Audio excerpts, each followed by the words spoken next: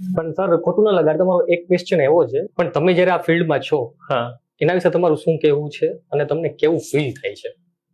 બહુ સરસ પ્રશ્ન પૂછ્યો દર્શનભાઈ. ઘણી બધી વખત મારે આ વસ્તુ ફેસ કરવાની થાય કે ભરવાડને ગણિત આ કેવી રીતે પોસિબલ છે એમ. ઘણા વિદ્યાર્થીઓ જ્યારે અહીંયા આવે ત્યારે પેરેન્ટ્સ જોડે ફીસ માંગે. ક્યાં જાય છે? તો કે મેથ્સના ક્લાસ કરવા જઉં છું.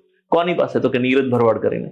તો ફી પાછી લઈ લે કે ભાઈ, એક સ્ટુડન્ટે આ રિવ્યુ આપેલો, મારે ઘરની સ્ટોરી નથી, કે ભાઈ તો ફી પાછી લઈ લે કે ભરવાડ શું ભણાવતા હશે એમ કઈ. શું વાત છે? પછી એ જયારે યુટ્યુબ વિડીયોઝ ને એ બધું બતાવે, પછી એમને કદાચ કોન્ફિડન્સ આવતો હોય અને એ વિદ્યાર્થીઓ મારી પાસે આવીને ભણેલા છે. સો જ્યારે હું સ્કૂલમાં હતો ને ત્યારથી જ મારા બર્થ સર્ટિફિકેટમાં ફાધરે નામ માંગુડા લખાવેલું.